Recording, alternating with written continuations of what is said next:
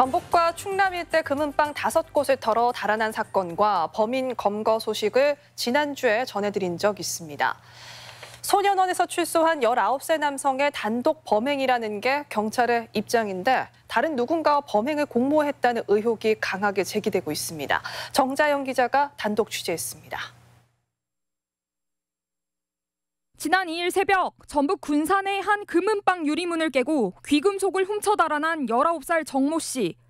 대전과 충남, 전북 지역을 돌며 5개 금은방에서 같은 범행을 벌인 혐의로 검거됐고 경찰은 단독 범행이라고 밝혔습니다. 단독 범행이 맞습니다. 완전히 혼자 와서 하고 찍는 게 CCTV에 다 찍혔고 도주도 마찬가지로 혼자 했고요. 그런데 범행 당시 CCTV에 포착된 모습을 보면 이상한 점이 눈에 띕니다.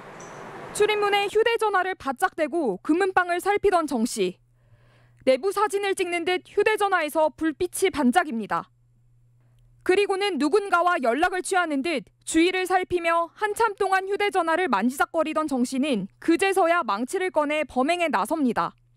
정 씨의 행동을 분석한 범죄 전문가는 혼자가 아닌 누군가와 공모했을 가능성이 높다고 말합니다. 자기 안에 있는 물건들의 사진을 찍어서 작물을 처리해주는 다른 공범이나 관계자와 연락을 하는 게. 정 씨가 5군데 금은방에서 훔친 귀금속은 1억 300만 원 상당. 경찰은 이 가운데 군산에서 훔친 200만 원 상당의 귀금속만 회수했고 1억여 원어치의 귀금속은 누군가에게 처분한 것으로 보고 있습니다. 연령대가 어린 걸 감안한다면 처리하기가 어려운 상황이었을 텐데 분명히 혼자 힘으로 처리했다기보다는 이걸 처리해주는 누군가가 있을 것으로 보입니다. 정 씨가 범행을 혼자 벌인 일이 아니라는 구체적인 증언도 나왔습니다. 고아원 출신의 정 씨는 금은방 절도를 실행한 단순 가담자일 뿐 범행을 주도한 사람들은 따로 있다는 겁니다. 왔다 갔다 하는 흔적이 있으면 안 되잖아요. 이 3명이 이제 분할을 나눠서 사전조사를 해서 순금이 위치가 어디 있고 CCTV나 이런 게 떠올 테니까 택시를 타고서는 이동을 해라.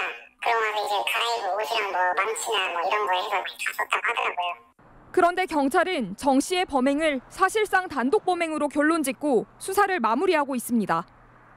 범행이 벌어졌던 충남 지역 경찰은 군산에서 검거됐다며 책임을 넘겼고 정 씨를 붙잡은 군산 경찰은 군산에서는 단독 범행이 맞다며 검찰에 송치하겠다는 입장입니다. 저희도 사실 그런 부분이 편찮지는 않은데 어쨌든 범인을 먼저 잡고 이제 좀 하려고 했죠. 근데 저희는 이제 여기서 사건을 넘겼기 때문에 이제 그거는 군산에서 확인해야 되는 것이죠. 조직적 범행 가능성에 대한 정황들이 제기되면서 공모 가능성에 대한 수사가 충분히 이루어졌는지 의문이 일고 있습니다. MBC 뉴스 정자영입니다.